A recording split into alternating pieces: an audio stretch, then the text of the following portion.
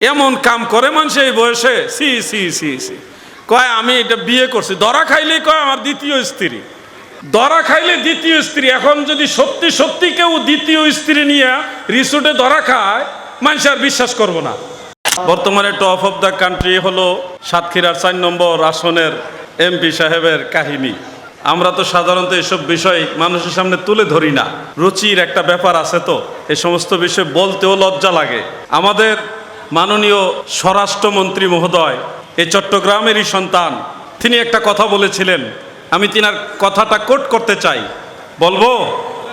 তিনি বলেছিলেন ফখরুল ইসলাম ইসলাম নয়, ফখরুল ইসলাম ইসলাম নয়। বিএনপির মাননীয় মহাসচিব মহোদয়, ওনার নাম হলো ফখরুল ইসলাম সাহেব, ওনাকে মেনশন করে বলেছিলেন ফখরুল ইসলাম ইসলাম নয়। পরবর্তীতে আবার নতুন করে আবার অ্যাড করেছিলেন যে নুরুল ইসলামও ইসলাম নয়, এটা একটা ব্যক্তির নাম। ফখরুল ইসলামও ইসলাম নয়, নুরুল ইসলামও ইসলাম নয়। এইভাবে তিনি সুন্দর করে সাজিয়ে স্বরাষ্ট্রমন্ত্রী মহোদয় তিনি বলেছিলেন জামাত ইসলামীও ইসলাম নয়, এটা একটা রাজনৈতিক দল। ইসলাম ভিন্ন জিনিস, ইসলামের অন্তর্ভুক্ত আমরা সবাই। যারা যেই দলই করেন করেন, কিন্তু ইসলামটা আপনাদের নিজেদের দল দিয়ে মাপবেন না, যে আমার দল যারা করে তারাই মুসলমান, আর নাইলে আর মুসলমান নাই, এইভাবে মাপবেন না। সবাই মুসলমান হন, ইসলামের অন্তর্ভুক্ত থাকেন। তো স্বরাষ্ট্রমন্ত্রী মহোদয়ের এই কথাটা আপনি দেখেন, এখন মাপ দেন। একটা দায়িত্বশীল ব্যক্তি, বাংলাদেশের জাতীয় মহান সংসদের একজন পার্লামেন্ট মেম্বার, তিনি যদি এই কাহিনী করে, বয়স 75, এই বয়সে যদি এই কাহিনী করে, যুবক বয়সে কি করছে? তারা ইসলাম কায়েম করবে, ইনসাফ কায়েম করবে, এটা বিশ্বাস করার মতো? আমার বাবাই মুক্তিযোদ্ধা, দাদাই মুক্তিযোদ্ধা, আমার বংশের মধ্যে অতজন মুক্তিযোদ্ধা, তারা যুদ্ধের সময় মারা গেছে, পরে দেখা গেল বাবা এখনো মরছে না, জীবিত আছে। এগুলি কি আমরা বলছি? তারা বলছে। পরে কয় না আমার মাথা ঠিক আছিল না, এই জন্য ভুলভাল বলছে। মনে রাখবেন, প্রকৃত ইসলাম কার কাছে? সঠিক ইসলাম হলো আল্লাহর ওলিদের কাছে। কার কাছে? আল্লাহর ওলিদের কাছে। ওলিয়া উলিয়া যারা, তারা মানুষদেরকে নিঃস্বার্থে ইসলামের শিক্ষা দেয়, দীক্ষা দেয়।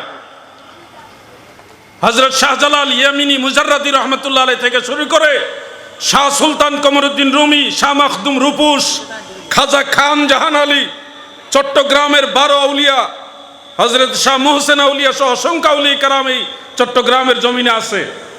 সেই আল্লাহর আউলিয়ারা যে ইসলাম শিক্ষা দিয়েছে, ওটা হলো মূল ইসলাম। আর এই মূল ইসলামকে মুছে দিয়ে যারা নতুন ইসলাম আনে, এগুলি আমদানিকারক। এগুলি কোনোটার আবিষ্কার হয়েছে ইন্ডিয়াতে, কোথায় কোনোটার আবিষ্কার হয়েছে পাকিস্তান থেকে, কোনোটা হয়তো অন্য কোনো কান্ট্রি থেকে। আর আল্লাহর ওলি যারা দিন ইসলামের দাওয়াত দিয়েছে, তারা কোনো ওই ইন্ডিয়া পাকিস্তানের ইসলাম প্রচার করে না, ওনারা মদিনাওয়ালার ইসলাম প্রচার করছে। ঠিক কিনা বলেন? বেশ কম আছে ভাই, ইসলামেও বেশ কম আছে। এই জন্যে স্বরাষ্ট্রমন্ত্রী মহোদয় বলছে ফখরুল ইসলাম ইসলাম না, নুরুল ইসলামও ইসলাম না। ইসলাম মদিনাওয়ালার, ইসলাম কোরআন হাদিসের, ইসলাম আল্লাহর, ইসলাম আল্লাহর রসুলের। ঠিক কিনা ভাই? সেই ইসলামের অনুসারী আমরাই, জন্য আমরা মুসলিম। আপনার দল এটাই একমাত্র ইসলাম। এই ধরনের চিন্তাধারা এগুলো থেকে বের হয়ে আসতে হবে। আর এগুলি নিয়ে কথা বলতে খারাপ লাগে, মানে জবানের মধ্যে একটা কেমন জড়তা আসে, কথা বলতে নিষেধ করে কে যেন। এগুলি বলো না, আমাদের মুখে এগুলি মানায় না, কিন্তু লজ্জা লাগে। গোটা জাতির সামনে ইসলাম নামদারি, মুসলিম নামদারি জিনিসটাকে, ইসলামটাকে, মুসলমানদেরকে কোথায় নিয়ে পৌঁছাইতেছে তারা। কিছুদিন পরে আলেমদেরকে মানুষ ঘৃণা করবে। ছোট ছোট বাচ্চাদেরকে আল্লাহর কোরআন শিখাইবার জন্য মাদ্রাসায় আমরা দিই, কোরআন শিখুক, ইসলাম শিখুক। সেই বাচ্চাদের সাথে কি ধরনের আচরণ করা হয়, কতটা দুঃখজনক বিষয়। এই শব্দগুলি উচ্চারণ করতে আমাদের লজ্জা লাগে। আমার সন্তান, আপনার সন্তান মাদ্রাসায় দিলাম, রাস্তায় নামাই দিছে কালেকশন করার জন্য। কুষ্টিয়ার আরেকজন সংসদ সদস্য বলছিল, আল্লাহ তাআলা যখন বাংলাদেশের মানুষকে জান্নাত দেওয়া শুরু করবে, সর্বপ্রথম সাতক্ষীরা দিয়ে শুরু করবে। তো সাতক্ষীরার মানুষ সবার আগে জান্নাতে যাবে, এটা আমাদের আনন্দের খবর। আমাদের দেশের মানুষ সবার আগে জান্নাতে গেলে আমরা কি দুঃখ পাওয়ার বিষয় নাকি? তো তারা প্রথম দিকে জান্নাতে যাবে, অসুবিধা নাই, তাদের পিছিয়ে পিছিয়ে আমরা যাব। কিন্তু আমার ওই ভাইয়ের যেই দল, ওই দলের লোক, ওনার বাড়ি সাতক্ষীরা, উনি যেই কাম করছে ৭৫ বছর বয়সে, এইটা যদি জান্নাতে সবার আগে যারা যায় তাদের দলের এই অবস্থা যদি হয়, তাহলে অন্য জেলার কি অবস্থা? বেহেশতের টিকিট বিক্রি করতেছে তারা। হায় হায় হায় হায়, কোথায় গেছে অবস্থা! এদের জন্য দোয়া করতে এখন খারাপ লাগে, এই ধরনের মানুষের জন্য দোয়া করতেও খারাপ লাগে। আল্লাহ হেদায়েত দান করুক। এমন কাম করে মানুষ এই বয়সে, সি সি সি সি। কয় আমি এটা বিয়ে করছি, ধরা খাইলেই কয় আমার দ্বিতীয় স্ত্রী। ধরা খাইলে দ্বিতীয় স্ত্রী। এখন যদি সত্যি সত্যি কেউ দ্বিতীয় স্ত্রী নিয়ে রিসোর্টে ধরা খায়, মানুষ আর বিশ্বাস করবো না। কি কথাটা এমন না? অরিজিনাল সেকেন্ড ম্যারেজের ওয়াইফ যিনি, উনি যদি অরিজিনালি স্বামীর সাথে কোথাও যায় আর মানুষ যদি ধরে যে উনি যদি বলে আমার দ্বিতীয় স্ত্রী, কেউ বিশ্বাস করবো না। এমন একটা ট্র্যাডিশন বাংলাদেশে তৈরি হচ্ছে। এই জন্যে আমরা সঠিক ইসলাম শিখবো আল্লাহর ওলিদের কাছ থেকে, এদের কাছ থেকে নয়, আল্লাহর ওলিদের কাছ থেকে শিখবো। ঠিক কিনা বলেন? মহিলাদের নিয়ে মাসালা বলছিলাম, খেয়াল করেন। আপনাদের এই বোয়ালখালীতে মহিলারা কি মসজিদে গিয়ে জুমার নামাজ পড়েন? আমাদের এদিকেও পড়ে না, তবে কিছু কিছু ইদানিং দেখা যাচ্ছে মহিলারা জুমার নামাজ পড়তে মসজিদে যায়। বোয়ালখালীতে নাই, কিছু কিছু এলাকায়, বিশেষ করে উত্তরবঙ্গে, ঢাকাতেও কিছু আছে। অনেক জায়গায় এখন মা বোনদেরকে বলা হচ্ছে রসুলে পাকের জামানায় মহিলারা জুমার নামাজ পড়েছে, তারা ঈদের নামাজে গিয়েছে, সহিহ হাদিসে আছে, আপনারা কেন যাবেন না? মা বোনরা চিন্তা করে, ঠিকই তো, পুরুষ লোক গেলে আমরা যাব না কেন? সমান অধিকার। বিভিন্ন কারণে যুক্তিতে তারা এখন মসজিদে জুমার নামাজ পড়তে যায়। এখন যুবক ভাইরা, আমাদের মায়েরা, আমাদের বোনেরা, আমাদের পরিবারের মহিলা সদস্যরা, ওনারা মসজিদে জুমার নামাজ পড়তে যায় না, তাহলে আমরা কি হাদিস বিরোধী? প্রশ্ন আসতেছে। কিন্তু আমরা কি তাহলে রসুলের হাদিসের বিরোধী? প্রশ্ন আসতেছে। আমরা বলবো না, আমরা বিরোধী না। কোন দৃষ্টিতে? আপনাদের দলিল কি? আপনারা তাহলে কোন হাদিসের উপরে ডিপেন্ড করে মহিলাদেরকে বলতেছেন তারা মসজিদে যাবে না, জুমার নামাজ পড়ার জন্য মহিলারা মসজিদে যাবে না? আপনাদের দলিল কি? যদি আপনাকে প্রশ্ন করা হয়, কি উত্তর দিবেন? আপনাকে সেটা জানতে হবে না? প্রিয় ভাই আমার, আমি জানি আমার কথাগুলো অনেকের নলেজে আছে, অনেকের নাও থাকতে পারে। কথাগুলো মনোযোগ দিয়ে শুনবেন, মিডিয়ার বদলতে অনেকের কাছে কথাগুলো যাবে। আমাদের মা বোনেরা হানাফি মাযহাবের অনুসারী যারা, তারা জুমার নামাজ পড়ার জন্য মসজিদে যায় না একটা সহিহ হাদিসের উপরে আমল করার কারণে। কোন সেই সহিহ হাদিস? সেটা সিহাসিত্তার অন্যতম কিতাব সুনানু আবি দাউদের মধ্যে হযরতে তারিক ইবনে শিহাব রাদিয়াল্লাহু আনহু থেকে বর্ণিত। তারিক ইবনে শিহাব একজন সাহাবী রাসূল। আল মুস্তাদরাক আলা সাহিহাইনের মধ্যে ইমাম হাকিম নিসাবুরি রাহমাতুল্লাহ আলাইহি, তারিক ইবনে শিহাব তিনি হযরতে আবু মুসা আশআরী রাদিয়াল্লাহু আনহু হয়ে মারফুভাবে মুত্তাসিল সনদে বর্ণনা করেছেন, আমার দয়াল নবীজি বলেছেন, আল জুমআতু হাক্কুন ওয়াজিবুন আলা কুল্লি মুসলিম ইল্লা আরবা'a। জুমার নামাজ সকল মুসলমানের জন্য ওয়াজিব, আবশ্যক, জরুরি।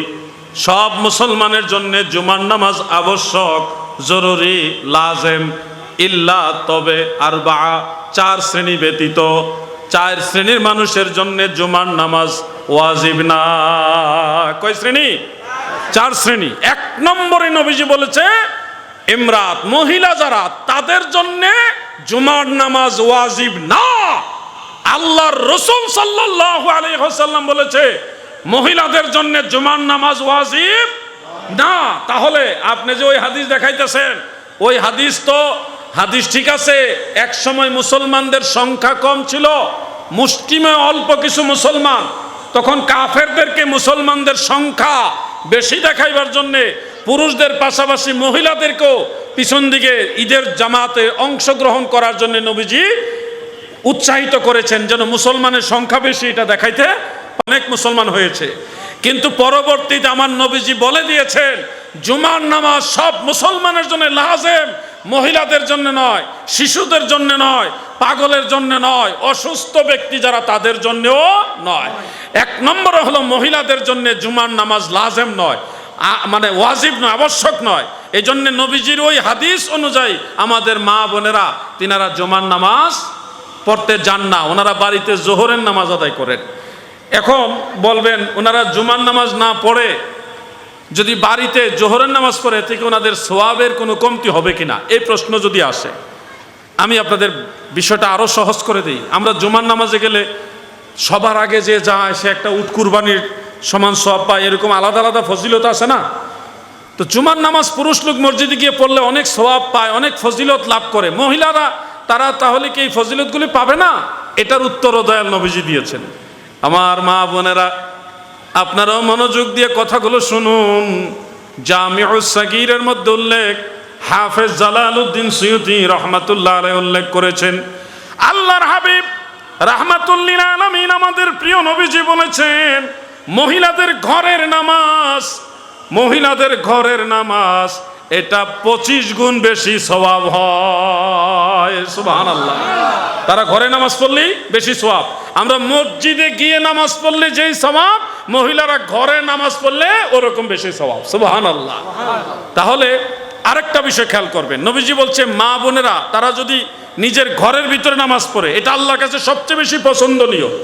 বাইরে নামাজ পড়লে আল্লাহ বেশি পছন্দ করে না, ঘরে পড়লে বেশি পছন্দ করে। এটা সহিহ হাদিস, সহিহ ইবনে খুজাইমার মধ্যে এবং সুনান আবি দাউদের মধ্যে উল্লেখ আছে। এই জন্য মনে রাখবেন, এরা মহিলাদেরকে নামাজের দোহাই দিয়ে মসজিদ থেকে বের করতে চায়।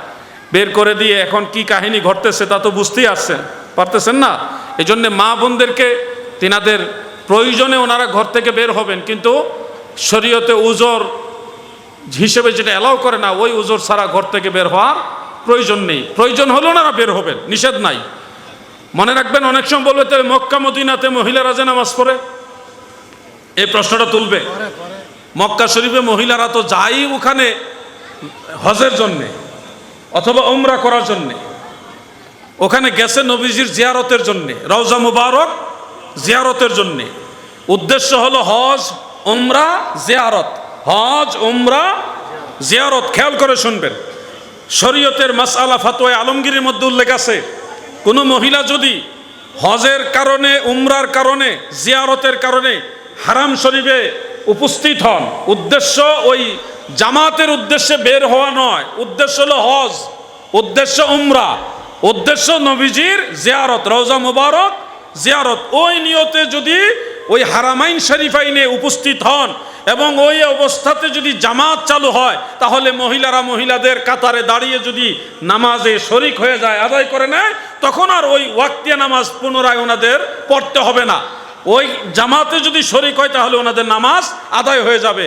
কেন? ওনাদের উদ্দেশ্য কিন্তু জামাতের উদ্দেশ্যে বের হওয়া না, উদ্দেশ্য হলো হজ, উদ্দেশ্য উমরা, উদ্দেশ্য দয়াল নবী রওজা মুবারক জিয়ারত। ওই ইনস্ট্যান্ট ওখানে সেখানে জামাত পড়েছে, এই ক্ষেত্রে কোনো অসুবিধা নাই।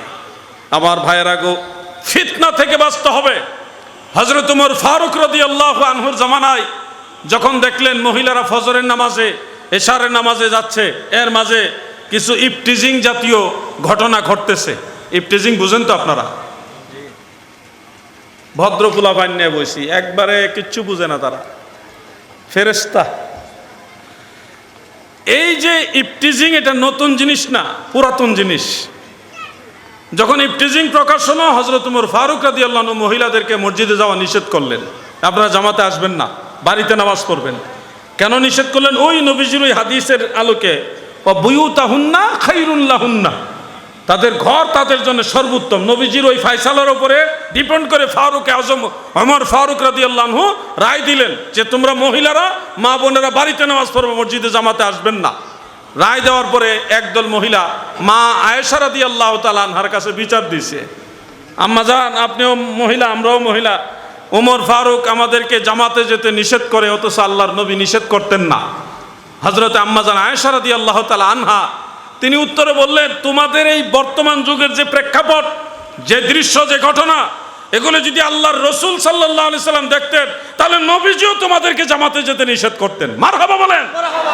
তাহলে ওমর ফারুক রাদিয়াল্লাহু আনহু যে রায়, মা আয়েশা রাদিয়াল্লাহু তাআলা আনহারও সেই রায়, তখন সাহাবায়ে কেরামের ইজমা হয়ে গেল, ঐকমত্য হয়ে গেল যে মহিলাদের জন্য জামাতে যাওয়া জায়েজ নাই, নিষেধ। এখন সাহাবীদের ইজমা এটা কিরকম হুকুম রাখে? উসুলে বাজদাবির মধ্যে উল্লেখ, সাহাবাই কারামের ইজমা হলো হাদিসে মুতাওয়াতিরের সমতুল্য। কেউ যদি এটা অস্বীকার করে তার ঈমান থাকবে। সাহাবাই কারাম তিনারা যদি একমত হয়, এটা নিঃসন্দেহে নবীর মত, আল্লাহর মত। সাহাবাই কারাম কখনো গুমরাহির উপরে একমত হবে না। আল্লাহ আমাদের সবাইকে বুঝার তৌফিক দেন, আমিন বলেন। मैं तो बीमारे नबी हूँ। MBN TV একটি ইসলামিক ইউটিউব চ্যানেল।